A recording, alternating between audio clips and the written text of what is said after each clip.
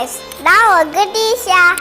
இன்னைக்கு நம்ம என்ன பார்க்க போறோம்னா ஒரு கோவிலுக்கு போறோம். கீழப்பாவூரோட லக்ஷ்மி நரசிம்மரோட கோவிலுக்கு போறோம். வாங்க வீடியோல போலாம். மகாவிஷ்ணுவின் அவதாரங்களுள் தனி சிறப்பு இருக்கிறது நரசிம்மர் அவதாரம். ஏனென்றால் நரசிம்மர் அவதாரம் மட்டுமே பக்தனுக்காக எடுக்கப்பட்ட அவதாரம். மற்ற அவதாரங்களில் அதர்மத்தை அழித்து தர்மத்தை காக்க வேண்டி எடுத்தது. நரசிம்ம அவதாரம் 4வது அவதாரமாகும். 4வது என்பது தர்மம், அர்த்த, காம நிலைகளை அடைந்து மோட்ச நிலையை அடைவதை குறிப்பது. மோட்சத்தை சுலபமாக நமக்கு தரும் நரசிம்மர் பக்தர்களின் எல்லா வேண்டுதல்களையும் உடனே கொடுத்திடுவார். சிங்க முகமும் மனித முகமும் கலந்த வடிவத்தையே அஹோபிலம் என்னும் மிக உயர்ந்த மலைப்பகுதியில் பவனாசினி நதிக்கரையில் மகாவிஷ்ணு நரசிம்ம அவதாரமாக எடுத்தார். யுகங்களுக்குள் முதலாவதான யுகத்தில் இது நிகழ்ந்தது. இந்த கஷேத்திரம் தற்போதைய ஆந்திரா மாநிலத்தில் உள்ளது. எந்தவித பயமும் சிரமமும் தயக்கமும் இல்லாமல் தரிசனம் செய்யலாம். கீழப்பாவூரில் நிரந்தரமாக குடிக்கொண்டுள்ள நரசிம்மர். இது ஒரு சமதளமான வேளாண்மை நிறைந்த பகுதியாகும். பிரகலாதனுக்காக நரசிம்மர் அவதாரம் பூமியில் நிகழ்ந்தது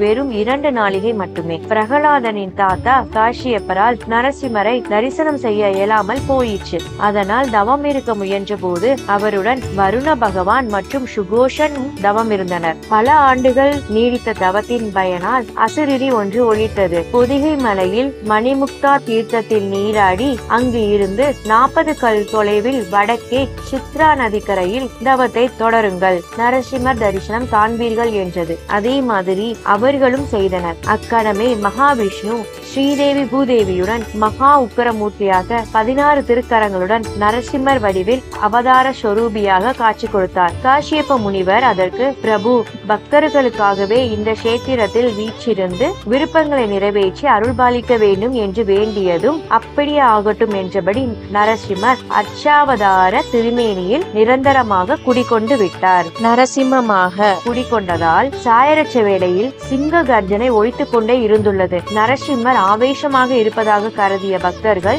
சன்னதி முன்பு தெப்பக்குளம் ஏற்படுத்தி முறையாக பால் இளநீர் அபிஷேகம் செய்து வழிபட தொடங்கியதும் கர்ஜனை நின்று விட்டதாம். 300 ஆண்டுகளுக்கு முன்பு வரை இந்த சிம்ம கர்ஜனையை இப்பகுதி வாழ் மக்கள் கேட்டு வந்துள்ளனர் என்று இன்றும் செவிவழி செய்தியாக உலவி வருகிறது. ரிஷிகளுக்கு காட்சி கொடுத்த இடத்திலேயே நரசிம்மர் நிரந்தரமாக குடிக்கொண்டிருப்பது வேறெங்கும் காண இயலாத சிறப்பு. ரிஷிகள் தவம் புரிந்த நரசிம்மர் காட்சியளித்த புனித கஷேத்திரம் தான் கீழப்பாவூர். மன்னர்கள் காலத்தில் இவ்வூர் சத்திரிய சிகாமணி நல்லூர் என்று அழைக்கப்பட்டுள்ளது. ஆதலால் 1100 ஆண்டுகளுக்கு முந்தைய காலமே இவ்வாலயம் தலா புராண ரீதியாக முதலாவதான கிருதயுகத்தை சார்ந்தது என்று தெரிய வருகிறது. அக்காலத்தில் இராணுவ தலைமையிடமாக விளங்கிய கீழப்பாவூரில் இருந்த முனை எதிர் மோகர் படைப்பிரிவில் உள்ள 2000 வீரர்களின் துணை கொண்டு சிற்றரசுகளை வென்று பேரரசனாக முடிசூட்டியுள்ளான் முதலாம் மாரவர்மன் திரிபுவன் சக்கரவர்த்தி விக்ரம பாண்டிய மன்னன். தாம் ஆட்சிக்கு வந்தவுடன் இத்திருக்கோவிலுக்கு நித்திய பூஜைகளுக்கு நிலங்களும் வழங்கியுள்ளான். ஆதலால் இப்பெருமாளுக்கு முனை எதிர் மோகர் விண்ணகர் என்னும் பெயரும் உண்டு. போரில் வெற்றி பெற்றதன் நினைவாக நரசிம்மன் கோவில் அருகிலேயே 1700 ஏக்கர் நன்சை நிலத்தை வளப்படுத்தும் 260 ஏக்கர் பரப்பளவு கொண்ட குளமும் ஏற்படுத்தி அதற்கு முனை எதிர் மோக பேரேரி என்று பெயரும் சூட்டியுள்ளான். எனவே இங்கு நரசிம்மரை வழிபாடு செய்தால் எதிரிகளின் சூழ்ச்சிகளை முறியடித்து நியாயமாக கிடைக்க வேண்டிய அரசாளும் யோகம் கிட்டும் என்பது ஐதீகமாக உள்ளது. இந்த கஷேத்திரத்தில் மேற்கு திக்கில் நரசிம்மர் சன்னதி முன்பாக அவரது சினத்தை தனித்த தீர்த்த குளம் அமைந்துள்ளது. தனிச்சிறப்பு. கங்கா நர்மதா ஸ்ரீ நரசிம்ம புஷ்கரணி என அழைக்கப்படும் இந்த தீர்த்தத்தின் மீது நரசிம்மின் அருள் பார்வை உள்ளது. இந்த தீர்த்தத்தை தலையில் தெளித்துக் கொண்டால் வேண்டாத கோபம், கவலை, பதற்றம் நீங்கி மன அமைதி ஏற்படும் என்பது ஐதீகம். ஒரு ஆலயத்தில் உள்ள சுவாமிக்கு எந்த அளவு சக்தி உண்டோ அதே அளவு சாநித்தியம் அங்குள்ள தீர்த்தத்துக்கும் உண்டு என சாஸ்திரங்களில் கூறப்பட்டுள்ளது. எனவே இங்கு சுவாதி, திருவோணம், பிரதோஷம், வளர்பிறை சதுர்த்தசி, செவ்வாய், சனி ஆகிய நாட்களில் தீர்த்த வழிபாடு நடக்கிறது. சுவாதி பூஜையில் தொடர்ந்து கலந்து கொண்டால் கடன் தொல்லை நீங்கி செல்வம் சேரும், வியாபாரம் பெருகும், திருமண தடை அகல, நீதிமன்ற வழக்கு முடிவுற, நீண்டகால நோய் தீர, கடன் தொல்லை நீங்க பரிகாரம் செய்து கொள்ளலாம் என்பதும் ஐதீகமாக உள்ளது. உக்கிரம் என்றால் மிகுந்த ஆற்றலுடன் என்று பொருள். ஆகவே இங்கு வழிபட்டால் 1000 மடங்கு பலன் அதிகம் கிட்டும் என்பதும் ஐதீகம். கருங்கல் புடைப்பு சிற்பத்தில் வீற்றிருக்கும் இந்த நரசிம்மரை வழிபடுவோருக்கு போன இந்த ஜென்மத்தில் அறிந்தும் அறியாமலும் செய்த பாவங்கள் நீங்கி முக்தி கிட்டும், எல்லா நன்மைகளும் உண்டாகும். தட்சிண அகோபுலம் என அழைக்கப்படும் இந்த கஷேத்திரத்தில் நரசிம்மர் திரிபங்க நிலையில் இரண்ய சம்ஹாரம் செய்யும் திருக்கோலத்தில் மண்டபத்தில் 16 திருக்கரங்களுடன்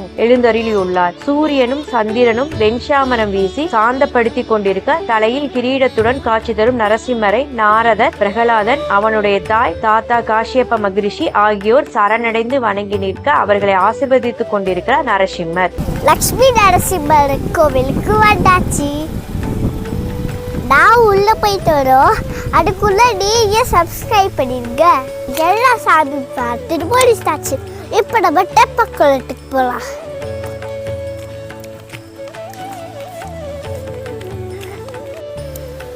இதாண்ட தெப்பக்குளம்.